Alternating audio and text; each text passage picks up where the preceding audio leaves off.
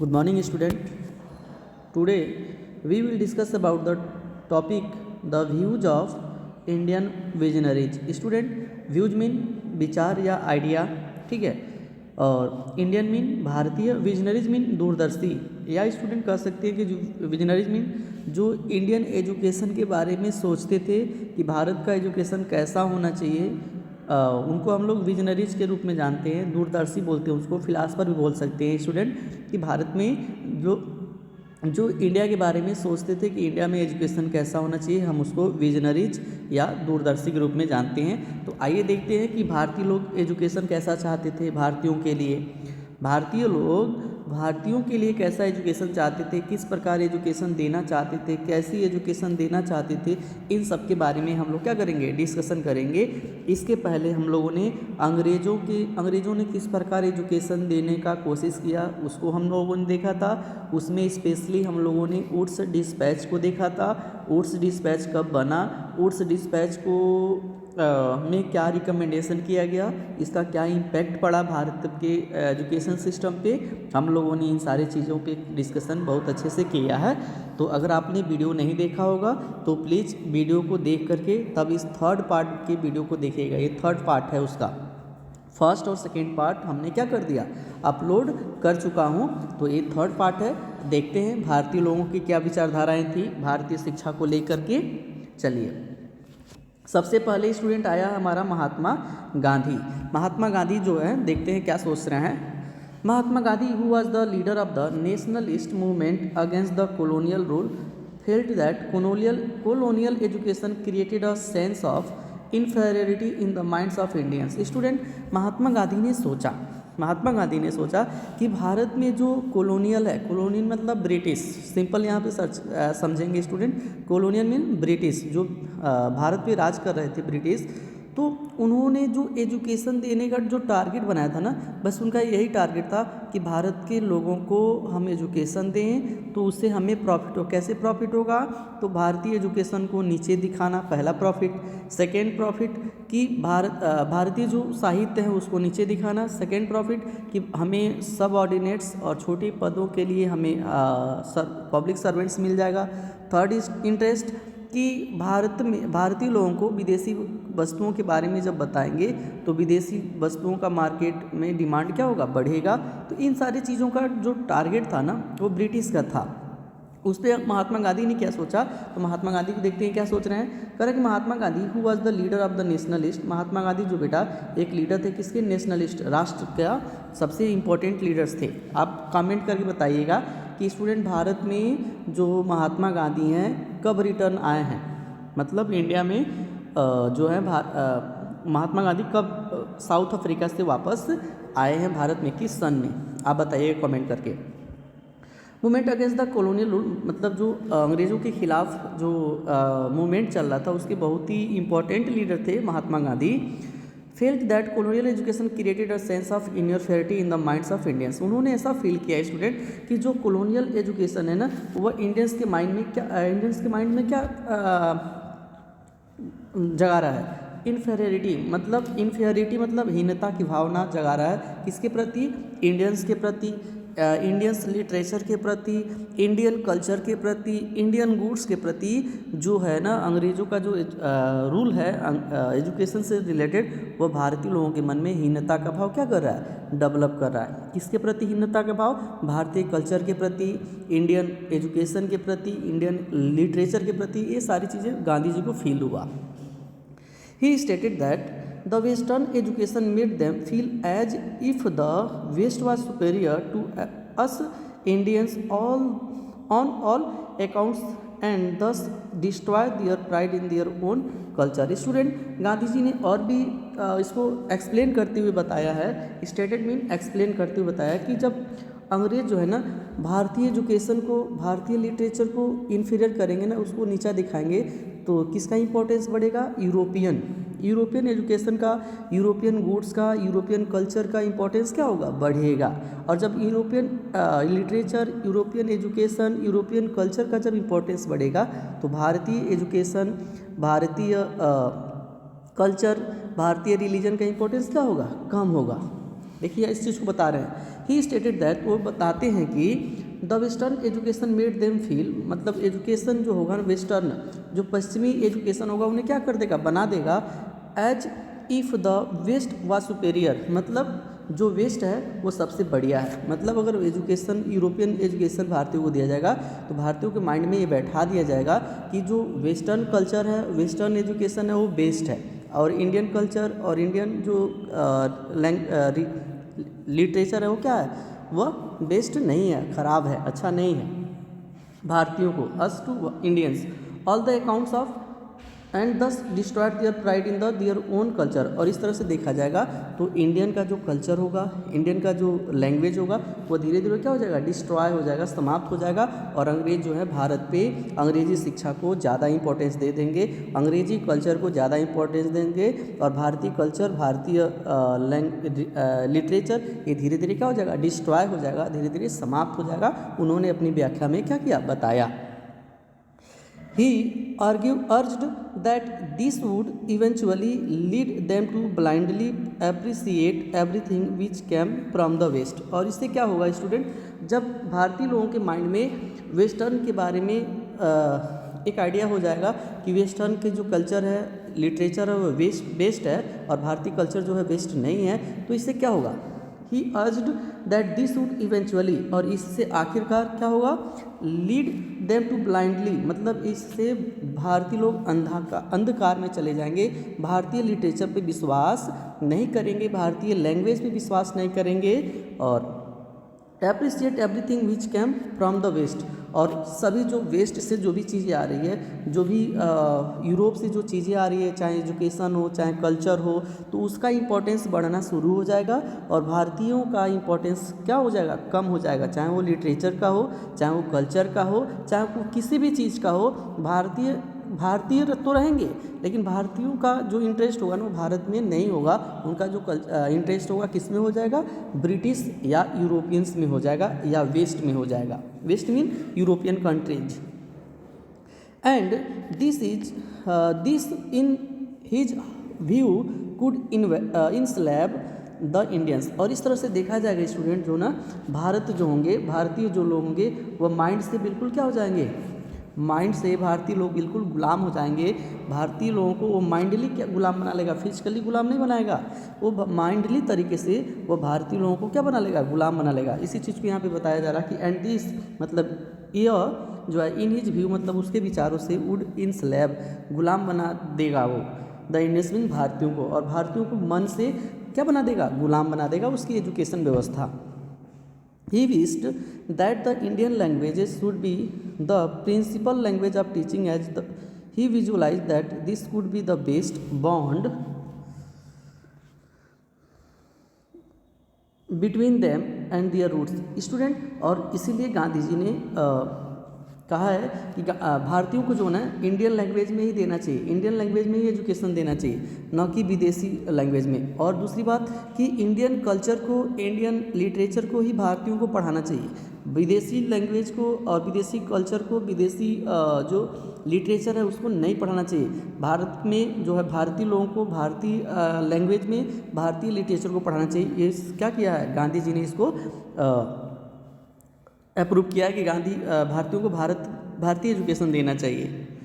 और इससे क्या होगा, तो भारतीयों और भारतीय जो लिटरेचर्स होगा, लैंग्वेज होगा, उसमें अच्छा बॉन्ड बनेगा। बेस्ट बॉन्ड मीन भारतीय लोग जो होंगे अच्छे तरीके से भारतीय लैंग्वेज को समझ पाएंगे, भारतीय लिटरेचर को समझ पाएंगे, और उनके अंदर जो होगा ना भारत और भारतीयता से प्रेम बनी रहेगी। और इस तरह से देखा जाए तो मतलब गांधी जी जो हैं पूरी तरह से भारतीय एजुकेशन को इम्पोर्टेंस देते हैं, विदेशी लोगों का इम्पोर्टेंस नहीं देते हैं, इंग्लिश को तो बिल्कुल वो इम्पोर्टेंस नहीं देते हैं। इसके बाद देखिए अभी हम लोग पढ़ेंगे रविंद्रनाथ टैगोर के बारे में, थोड़ा सा देखते हैं। इसके बाद he emphasized upon realistic education and not just academic education limited to books. Student, Gandhi ji ने रियलिस्टिक मतलब वास्तविक जीवन में क्या हो रहा है उसके बारे में एजुकेशन देने के पक्ष में है। केवल बुक की नॉलेज को वो नहीं मानते हैं, वो मानते हैं कि बुक का जो नॉलेज है वो बेकार है, बुक की नॉलेज को वो नहीं मानते हैं। प्रैक्टिकल लाइफ वो जीना चाहते हैं, वेकेशनल चाहिए उनको, मतलब जो आदमी जो लाइफ में जो एक्टिविटीज़ कर रहा है वो क्यों कर रहा है, कैसे हो रहा है, इन सब के बारे में नॉलेज देना चाहिए पब्लिक को, न कि बुक का नॉलेज देना चाहिए। गांधी जी मानते हैं ऐसा। करे कि ही एम्फेसिस मतलब वो जोड़ देते हैं अपॉन रियलिस्टिक एजुकेशन मतलब वास्तविक शिक्षा पे, and not just academic education limited to books. Academic को ज़्यादा इंपॉर्टेंस नहीं देते हैं। जो एकेडमिक हम सभी लोग जानते हैं कि हम हाई स्कूल अगर पास करना है तो बुक पढ़ेंगे तभी पास हो पाएंगे।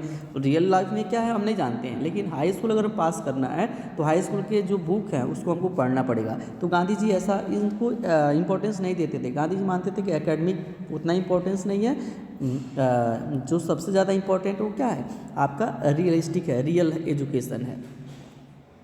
He professed the dignity of labor and thought that education can be best acquired through practical work, through learning by various crafts and operating various things। Student वह बुक के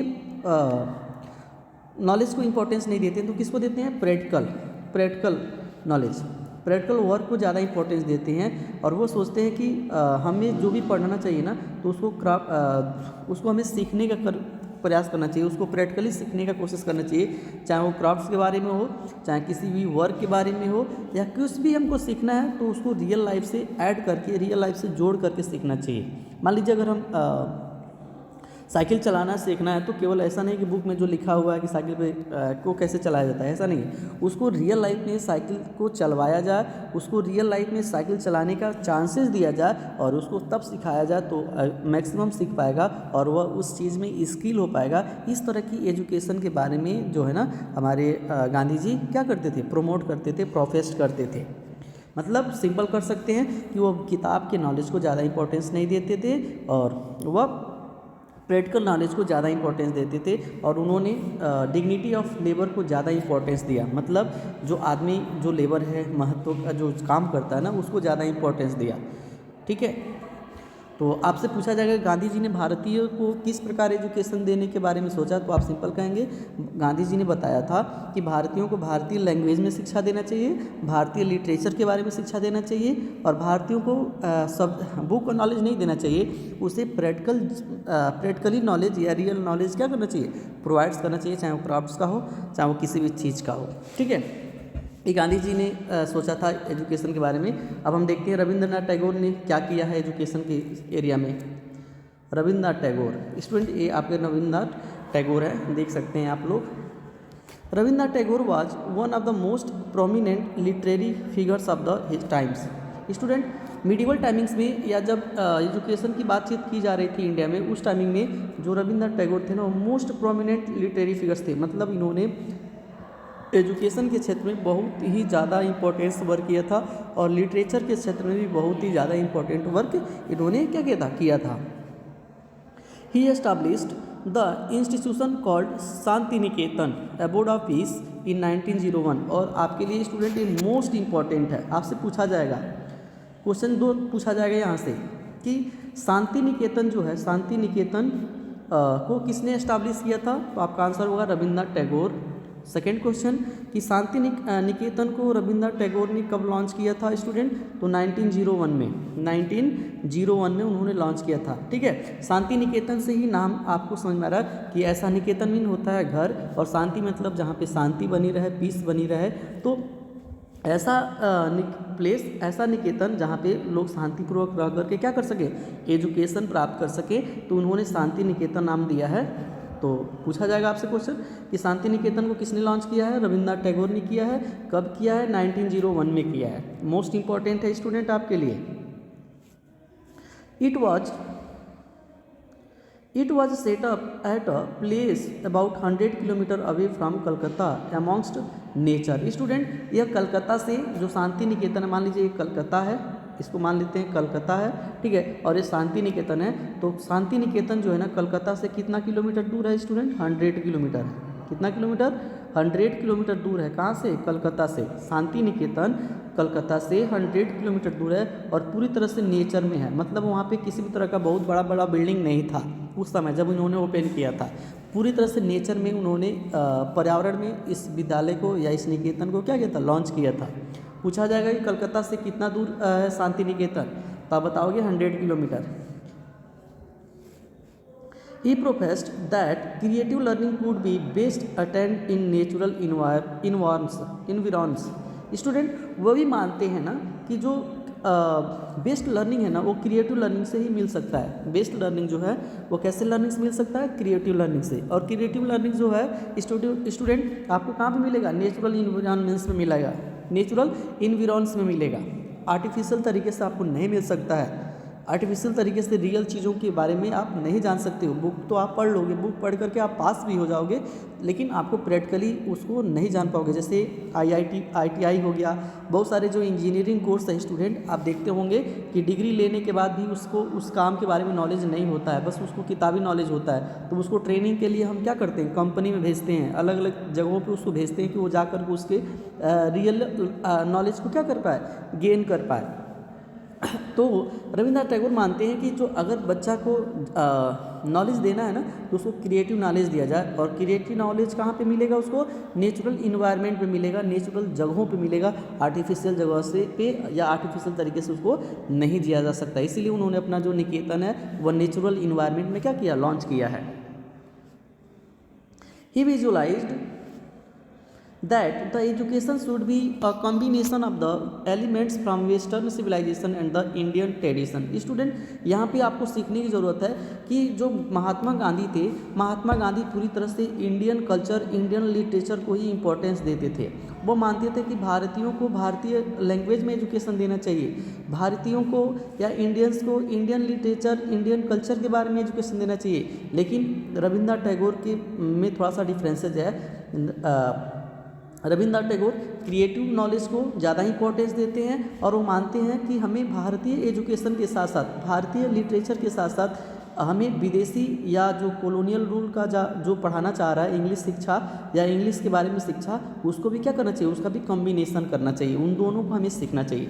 और हम चाहते हैं स्टूडेंट कि हम अधिक से अधिक डेवलप करें। उन्होंने अपना तर्क दिया था कि हम चाहते हैं कि अधिक से अधिक हमारा डेवलपमेंट हो और हम पूरी दुनिया के बारे में जानें। तो उन्होंने कहा था कि भारतीयों को भारत के बारे में तो जानना ही चाहिए, भारत के साथ साथ अलग जो यूरोपियन कंट्रीज है या जो भारत से बाहर का है तो उसके बारे में भी हमें क्या मिलना चाहिए? नॉलेज मिलना चाहिए। इसीलिए वो कॉम्बिनेशन चाहते हैं कि वो इंडियन और यूरोपियंस दोनों ट्रेडिशंस का क्या करते हैं? वो कॉम्बिनेशन चाहते हैं कि दोनों पढ़ाया जाए। भारतीय लैंग्वेज, भारतीय कल्चर पढ़ाया जाए, इसके साथ साथ वेस्टर्न जो लैंग्वेज है, सिविलाइजेशन है, कल्चर है, उसको भी पढ़ाया जाए। वह दोनों का कॉम्बिनेशन को ज़्यादा इंपॉर्टेंस देते हैं। कौन? रविंद्रनाथ टैगोर। जबकि महात्मा गांधी केवल भारतीय लिटरेचर और कल्चर को इंपॉर्टेंस देते हैं। चलिए, he thus felt that it was important to impart scientific, literary and cultural education is in a balanced way to the students in India. और स्टूडेंट रविंद्रनाथ टैगोर चाहते हैं ना बच्चों को, भारतीय बच्चों को क्या किया जाए? साइंटिफिक नॉलेज दिया जाए, लिटरेरी नॉलेज दिया जाए, कल्चरल एजुकेशन दिया जाए, लेकिन इन सब का क्या हो? बैलेंस हो। इन सब में क्या हो? बैलेंस हो। ऐसा नहीं हो केवल लिटरेचर का ही दिया जाए, ऐसा नहीं केवल कल्चर का दिया जाए, केवल साइंटिफिक दिया जाए। इन सब का बैलेंस तरीके से या इन सबको बैलेंस तरीके से भारतीय लर्नर्स को या स्टूडेंट्स को प्रोवाइड किया जाए। मतलब सिंपल समझ सकते हैं, अगर आपको रविंद्रनाथ टैगोर के बारे में बताना हो तो आपसे पूछा जाएगा तो आप बताइएगा कि जो रविंद्रनाथ टैगोर थे उन्होंने इंडियन कल्चर और लैंग्वेज के साथ साथ वेस्टर्न कल्चर्स और सिविलाइजेशन को भी भारतीय बच्चों को सिखाने का प्रयास करते थे, भारतीय बच्चों को जानने का प्रयास करते थे। उसमें साइंटिफिक रीजन्स, लिटरेरी, कल्चरल सब मिक्स, और ये पूरी तरह से क्या होना चाहिए? बैलेंस होना चाहिए। Education has always been left behind on the Indian panorama. Student कह रहे कि education has always been left, मतलब एजुकेशन को हमेशा क्या करना चाहिए? छोड़ देना चाहिए बिहाइंड ऑन इंडियन पैनोरमा, भारतीयों के ऊपर। और जो एजुकेशन है वो पूरी तरह से अंग्रेज़ों को नहीं देना चाहिए, पूरी तरह से किसको देना चाहिए? जो एजुकेशन सिस्टम है वो पूरी तरह से भारतीय लोगों के ऊपर क्या कर देना चाहिए? दे देना चाहिए कि भारतीय लोग जैसे भी चाहते हैं वह एजुकेशन दे भारतीयों को, क्योंकि भाई भारत में रहने वाले जो लोग हैं वह इंडियंस है। तो इंडियन को अगर हमको एजुकेशन देना है तो उसको बाहरी लोगों के द्वारा नहीं देना चाहिए। वो वहीं से कुछ लोग निकल करके, भारत के ही कुछ लोग निकल करके इसको क्या करना चाहिए? एजुकेशन देना चाहिए। तो पूरी तरह से भारतीयों को ऊपर या भारतीय परिप्रेक्ष्य में वह एजुकेशन देने के पक्ष में है कि भारतीय लोगों को भारतीयों के द्वारा एजुकेशन देना चाहिए, न कि विदेशों के द्वारा। The need and possibilities are far more than what we have been able to achieve in the nation as a whole। Correct student, the need मतलब हमें आवश्यकता है, एंड पॉसिबिलिटीज मतलब संभावनाएं भी हैं, और फार मोर मतलब बहुत ही दूर, then that we have been able to achieve in the nation as a whole. पूरे नेशन के रूप में हम क्या रिसीव कर सकते हैं, पूरे नेशन के रूप में या अपने नेशन के लिए हम क्या प्राप्त कर सकते हैं, ये बहुत ही क्या है, उस कंडीशन को देखते हुए बहुत ही कम पॉसिबिलिटीज़ है और बहुत ही दूर है। और ये भी आवश्यकता भी है, हमें एजुकेशन लेना भी है, हमें एजुकेशन तो लेना ही करेगा। द नीड मतलब आवश्यकता है, एंड पॉसिबिलिटीज मीन संभावनाएं भी हैं, आर फार मीन दूर, more than what we have been able to achieve in the nation as a whole. हम जो लोग अपने भारत के लोगों को जो एजुकेशन देना चाहते हैं स्टूडेंट, भारतीय लोगों को जो एजुकेशन देना चाहते हैं, जो कल्चर सिखाना चाहते हैं, जो लिटरेचर सिखाना चाहते हैं, वो तो नीड तो है, लेकिन ये क्या है, बहुत ही असंभव टाइप का है, बहुत ही दूर है उस कंडीशन में। जो उस कंडीशन की बात की जा रही है, उस समय जब अंग्रेज भारत में क्या कर रहे थे, शासन कर रहे थे, लोगों के पास रिसोर्सेज नहीं था, लोग अपने मन से कोई काम नहीं कर सकते थे, क्योंकि ब्रिटिश गवर्नमेंट पूरी तरह से भारतीयों के ऊपर फोर्स कर रही थी। Policies have been made and modified several times in the past, even independent India। Student हमारे स्वतंत्रता से पहले, पास्ट इंडिया की बात हो रही है, मतलब जब भारत में स्वतंत्रता नहीं प्राप्त किया था, आपको कमेंट में बताइएगा स्टूडेंट कि इंडिया ने कब फ्रीडम प्राप्त किया। कमेंट में आप ज़रूर बताइएगा कि इंडिया को फ्रीडम कब मिला है, ठीक है। तो जब तक इंडिया में को फ्रीडम नहीं मिला था स्टूडेंट, तो ब्रिटिश लोगों ने कई बार पॉलिसीज़ क्या किया, बनाया, और उसमें बहुत सारा मॉडिफिकेशन भी किया, बहुत बार उसको मॉडिफाइड भी किया।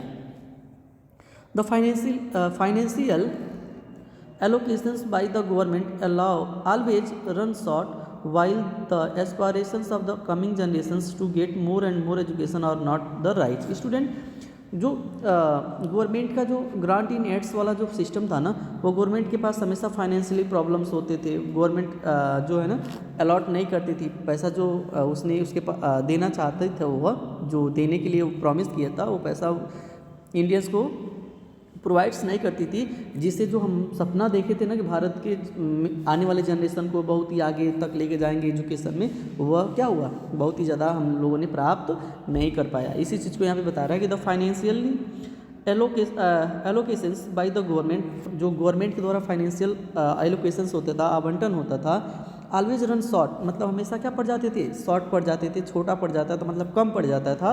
While the aspiration of the coming generations to get more and more education और ऑन द राइज, और जो हम लोगों ने सोचा था कि आने वाले जनरेशंस को हम बहुत ही ज़्यादा एजुकेशन देंगे, बहुत ही एजुकेशन का लेवल बढ़ा देंगे, वो हम लोगों ने अचीव नहीं कर पाया। Admissions to Institute of Higher Education are getting all the more difficult to limitation of seats। Student अब मान लीजिए जो यूनिवर्सिटीज़ खुला था ना, जो विश्वविद्यालय खुले थे, वहाँ पे क्या हुआ, सीट बहुत ही कम होते थे। मान लीजिए पढ़ने वाला 1000 बच्चा है, ठीक है, और हम देख रहे हैं कि यूनिवर्सिटी में बस 100 ही सीट है। यूनिवर्सिटी में कितने सीट है, 100 ही सीट है, तो सीट की कमी पड़ जाती थी यूनिवर्सिटीज़ में या हायर एजुकेशन में, और उसमें कौन जाता था 100 सीट पे, जो बड़े बड़े रिच पर्सन होते थे, बहुत रिच पर्सन या जो प्रिविलेजेड सोसाइटी के जो लोग थे, उन्हीं के बच्चे पढ़ पाते थे। मिडिल फैमिली और लोअर फैमिली का कोई बच्चा उस समय एजुकेशन प्राप्त नहीं कर पाता था। इस चीज़ को यहाँ पे समझा रहा है कि admissions to institute of higher education are getting all the more difficult due to limitation of seats. Seat कम होने के कारण स्टूडेंट बच्चों को एडमिशन नहीं मिल पाता था यूनिवर्सिटीज़ में। Education is getting commercialised in a big way and many institutions are coming up across India so as to supplement the government efforts in imparting education. Student और बाद में चल करके देखा गया तो बहुत एजुकेशन को क्या कर दिया गया, कमर्शलाइज कर दिया, मतलब व्यावसायिक रूप में इसको कर दिया गया। अब ऐसा नहीं था कि एजुकेशन का मेन टारगेट क्या था, एजुकेशन देना, ऐसा कुछ नहीं था। अब इसको एज अ बिजनेस बना दिया गया, और बिजनेस जब बना दिया गया तो बहुत सारे प्राइवेट लोगों ने आकर के नए नए विद्यालय, हायर यूनिवर्सिटीज़ ओपन किया, और जब बहुत सारा यूनिवर्सिटीज़ ओपन हुआ, बहुत सारा सीट बढ़ा, तो कुछ भारतीय लोगों को एजुकेशन क्या हो पाया, ईजी तरीके से मिल पाया। जैसे आज भी देखेंगे स्टूडेंट तो बहुत सारा जो यूनिवर्सिटीज़ है वो प्राइवेट यूनिवर्सिटीज़ है, बहुत सारे जो स्कूल्स है वो प्राइवेट स्कूल्स है। अगर प्राइवेट लोग स्कूल सारा बंद कर लें तो फिर गवर्नमेंट के पास इतनी बिल्डिंग्स और इतने ज़्यादा इंस्टीट्यूशंस नहीं है कि पूरे भारतीयों को एजुकेशन दिया जा सके।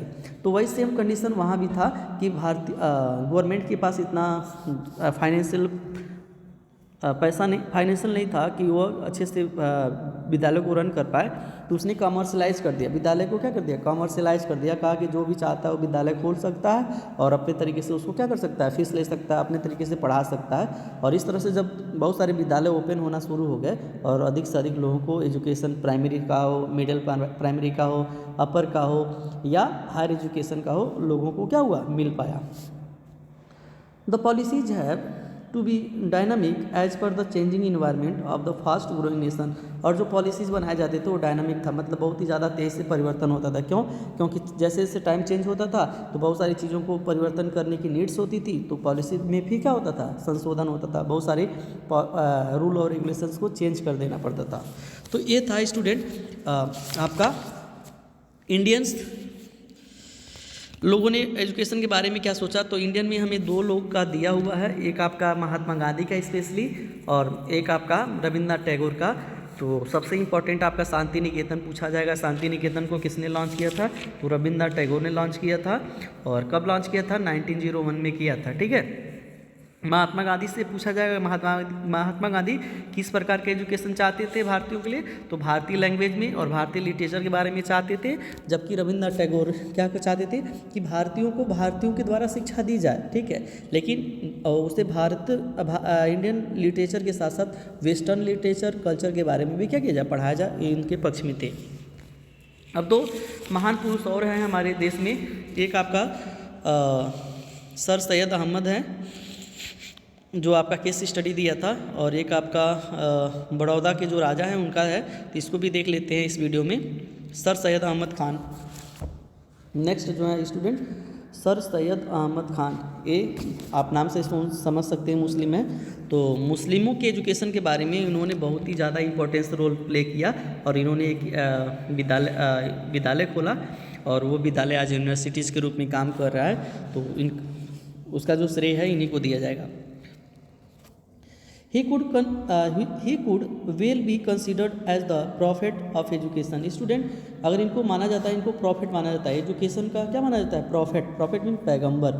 मतलब स्टूडेंट भारत में इन्होंने एजुकेशन को बहुत ही तेज़ी से और बहुत ही बड़े लेवल पे लाने की कोशिश किया था, इसलिए इनको प्रॉफिट बोला जाता था। क्या? प्रॉफिट मीन पैगंबर ऑफ एजुकेशन। पूछा जाए कि प्रॉफिट ऑफ एजुकेशन, जैसे आप देखोगे तो मुस्लिम रिलीजन जो है स्टूडेंट, उसको लाने का जो पैगंबर या प्रॉफिट किसको माना जाता है, किसको? हजरत साहब को, मोहम्मद हजरत को माना जाता है ना।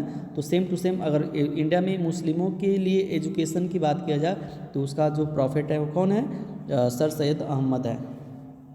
Sir Syed was convinced that lack of education was the main cause of the backwards of the Muslim community. Student ये मानते थे ना कि मुस्लिम कम्युनिटी जो अनडेवलप है, बहुत ही ज़्यादा पिछड़ा हुआ है ना, उसका जो मेन रीज़न है वो क्या है? एजुकेशन है। मतलब भारत में जो मुसलमान हैं वो आज बहुत ही ज़्यादा अनडेवलप है। तो उसका रीज़न क्या है? उसका रीज़न क्या है? तो इनके अकॉर्डिंग था कि भारत में वो रीज़न आपका एजुकेशन है। कहीं ना कहीं भारत में रहने वाले मुसलमानों को एजुकेशन प्रोवाइड्स नहीं हो पा रहा है और इसकी वजह से वो क्या हुए हैं? पिछड़े हुए हैं। Correct. Sir Syed was convinced, मतलब उन्होंने वे मानते थे कि that lack of education was the main cause of the backwardness of the Muslim community. और जो मुस्लिम कम्युनिटी बैकवर्ड है या पिछड़ा हुआ है तो उसका मेन रीज़न क्या है? एजुकेशन। आपसे भी क्वेश्चन पूछा जाएगा कि सर सैयद अहमद के अकॉर्डिंग जो भारत में मुसलमान हैं, पिछड़े हैं, उन्होंने क्या कारण दिया है? तो आप बताओगे education. The supreme interest of sir Syed's life was the spread of education in its widest sense. Student अगर इनके लाइफ का सबसे इंपॉर्टेंट वर्क देखा जाए ना तो उनका सबसे इंपॉर्टेंट वर्क है एजुकेशन में। किसमें? एजुकेशन में। और एजुकेशन को इन्होंने बहुत ही डेवलप किया, इसलिए हम आज उनको क्या कर रहे हैं? याद कर रहे हैं। ही begin by establishing schools at Moradabad 1858 and Ghazipur 1863। उन्होंने बहुत सारा स्कूल क्या किया? लॉन्च किया। आपसे पूछा जाएगा कि मुरादाबाद में स्कूल कब लॉन्च किया है? तो 1858 में। गाजीपुर में कब लॉन्च किया है? तो 1863 में लॉन्च किया है। कौन? Sir Syed Ahmed Khan.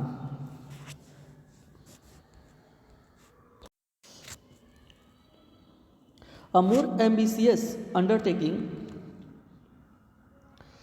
was the foundation of the scientific society, which published translation of many educational texts and issued a bilingual journal in Urdu and English. Student, इनका सबसे एक और इम्पॉर्टेंट वर्क है स्टूडेंट, इन्होंने एक साइंटिफिक सोसाइटी नामक फाउंडेशन लॉन्च किया था। और इस जो सोसाइटी थी उसने क्या किया, बहुत सारे भारतीय लिटरेचर को, बहुत सारे भारतीय कल्चर को, बहुत सारे भारतीय सिस्टम को उन्होंने इंग्लिश और उर्दू में क्या किया, ट्रांसलेट किया। किसमें, किस लैंग्वेज में, इंग्लिश और उर्दू लैंग्वेज में उसने क्या किया, ट्रांसलेट किया। बाइलिंगुअल मीन द्विभाषी, मतलब जहाँ मान लीजिए एक कोई लिटरेचर था जो संस्कृत में था, तो सर सैयद अहमद खान के द्वारा एक साइंटिफिक सोसाइटी लॉन्च किया गया। उसने क्या किया कि इस संस्कृत वाले बुक को उसने इंग्लिश में भी ट्रांसलेट कर दिया, और उसने इंग्लिश में भी क्या कर दिया, उर्दू में भी ट्रांसलेट कर दिया। He went on to establish the Mohammedan Anglo-Oriental College at Aligarh, which is now famously known as the Aligarh Muslim University. उन्होंने स्टूडेंट एक कॉलेज एस्टाब्लिश किया था, जिस कॉलेज का नाम था Mohammedan Anglo oriental college eight Aligarh. कहाँ पे स्टूडेंट, अलीगढ़ में है, मोहम्मडन एंग्लो ओरिएंटल कॉलेज है, और जो अलीगढ़ में है, और आज उसको हम लोग अलीगढ़ मुस्लिम यूनिवर्सिटीज़ के नाम से क्या करते हैं, जानते हैं। वो उस समय उनका जो मेन टारगेट था वो मुस्लिम स्टूडेंट के लिए था, लेकिन आज यहाँ पे मुस्लिम स्टूडेंट के साथ साथ बहुत सारे स्टूडेंट यहाँ पे क्या करते होंगे, पढ़ते होंगे। तो कहीं ना कहीं अगर स्टूडेंट इन्होंने एक स्टेप उठाया एजुकेशन के बारे में, और उसको उन्होंने बहुत ही अच्छे से डेवलप किया, और गवर्नमेंट बाद में इस चीज़ को और भी ज़्यादा क्या किया, डेवलप किया। He wanted this college to act as a bridge between the old and the new, as well as the east and the west. Student, ये जब उन्होंने कॉलेज जब ओपन किया ओरिएंटल मोहम्मडन विद्यालय को, तो उनका मेन टारगेट था ना कि ये क्या हो, ये जो कॉलेज हो एक ब्रिज का काम करे। ब्रिज मतलब पुल का काम करे, किसमें, ओल्ड और न्यू कल्चर, जो भी ओल्ड सिस्टम है और जो न्यू सिस्टम है उन दोनों को जोड़ने का काम करे। और इसके साथ साथ जो इंडियन या ईस्ट कल्चर है और जो वेस्ट कल्चर है उसको भी जोड़ने का काम करे। मतलब ये केवल भारतीय एजुकेशन को इम्पोर्टेंस नहीं देते थे, इसके साथ वेस्ट के भी नॉलेज को इम्पोर्टेंस देते थे।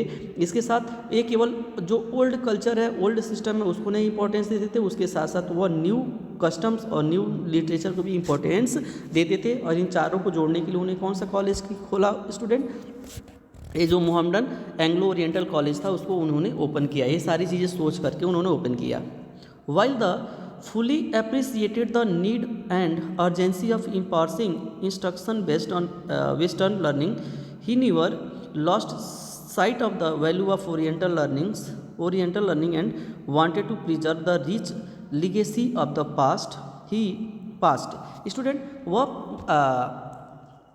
न्यू के साथ साथ ओल्ड को भी बहुत ही ज़्यादा इंपॉर्टेंस देते थे। ऐसा नहीं था कि केवल जो ओल्ड है उसी को इम्पोर्टेंस दिया जाए और या जो न्यू है उसको इम्पोर्टेंस दिया जाए। ओल्ड के साथ साथ न्यू को, और न्यू के साथ साथ ओल्ड को, ईस्ट के साथ साथ वेस्ट को, और वेस्ट के साथ साथ ईस्ट को, सबको इम्पोर्टेंस देते थे। और इस तरह देखा जाए तो वह पास्ट को भी बनाए रखना चाहते थे।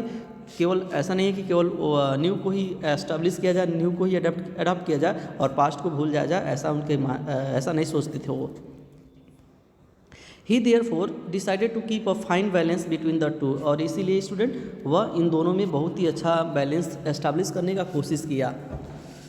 किसमें बैलेंस एस्टैब्लिश किया, तो मान लीजिए उन्होंने विद्यालय खोला, कॉलेज, तो इसमें वो चाहते थे ईस्ट नॉलेज को भी पढ़ाया जाए, ईस्ट मतलब इंडियंस और वेस्ट मतलब यूरोपियंस, इनको पढ़ाया जाए। इसके साथ साथ इसमें न्यू ट्रेडिशंस को भी पढ़ाया जाए, और न्यू ट्रेडिशन के साथ साथ ओल्ड ट्रेडिशन भी हो उसको भी पढ़ाया जाए। तो ये सारी चीज़ों को कंबाइन करके और बैलेंस तरीके से पढ़ाना चाहते थे, या चाहते थे कि एस्टैब्लिश हो। एक स्टूडेंट आपका दिया हुआ बड़ौदा केस स्टडी, तो एक राजा थे जिन्होंने उस समय एजुकेशन के रूप में बहुत ही इंपॉर्टेंट वर्क किया था, उसको भी हम लोग देखते हैं कौन राजा थे भाई। Baroda now commonly known as the Vadodara is located in Gujarat. Student, जो बड़ौदा है उस समय बड़ौदा इसको बोला जाता था, लेकिन आज इसको बड़ोदरा के नाम से जानते हैं, जो कहाँ पर है, गुजरात में है। During the British rule, Maharaja Sayaji Rao third was ruling over Baroda. Student जब भारत में ब्रिटिश रूल था ना उस समय वो बड़ौदा के जो राजा थे वो कौन थे? महाराजा सयाजी राव थर्ड। यहाँ पे थर्ड देख लीजिए, थर्ड है। महाराजा सयाजी राव थर्ड जो थे उसमें बड़ौदा में क्या कर रहे थे? शासन कर रहे थे, रूल कर रहे थे। He was a visionary and had great interest in learning and modernisation. Student वह लर्निंग में और मॉडर्नाइजेशन में बहुत ही ज़्यादा ग्रेट इंटरेस्ट क्या करते थे? रखते थे। मतलब वह ऐसा नहीं कि ओल्ड में ही रखते थे, मॉडर्नाइजेशन में और आधुनिकीकरण में बहुत ही इंटरेस्ट रखते थे। इसके साथ साथ लर्निंग में भी इनका बहुत ही क्या था? इंटरेस्ट था। He established the famous Baroda College in 1881, which later grew to become the Maharaja Sayaji Rao university और MSU। स्टूडेंट उन्होंने एक कॉलेज एस्टैब्लिश किया 1881 में। पूछा जाएगा कि महाराजा सयाजी राव ने कब एक कॉलेज की स्थापना किया था? तो 1881 में किया था, जिसको आज हम लोग MSU के नाम से जानते हैं, MSU यूनिवर्सिटीज़ के नाम से जानते हैं। सोच लीजिए, महाराजा सयाजी राव यूनिवर्सिटी, महाराजा सयाजी राव यूनिवर्सिटी के नाम से हम लोग क्या करते हैं? जानते हैं उसको, शॉर्ट फॉर्म में MSU के नाम से भी जानते हैं।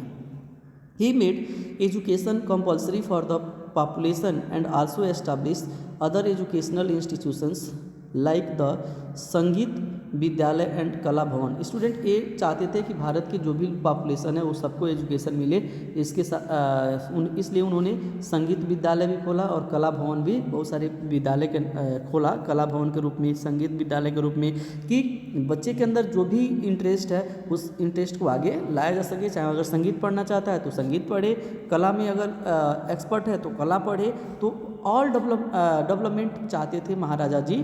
तो इन्होंने बहुत सारा कॉलेज क्या किया? ओपन किया, जिसमें से सबसे इम्पोर्टेंट है आपका MSU महाराजा सयाजी राव यूनिवर्सिटी। कब ओपन किया था इन्होंने? 1881 में। तो यहाँ पे स्टूडेंट आपका जो चैप्टर है कंप्लीट होता है। मैं उम्मीद करता हूँ कि आपको समझ में आया होगा, और अगर आपको वीडियो समझ में आया हो और अगर आपके लिए हेल्पफुल है तो वीडियो को प्लीज़ लाइक करेंगे, चैनल को सब्सक्राइब करेंगे और वीडियो को अधिक से अधिक शेयर करेंगे। वीडियो देखने के लिए धन्यवाद दोस्तों।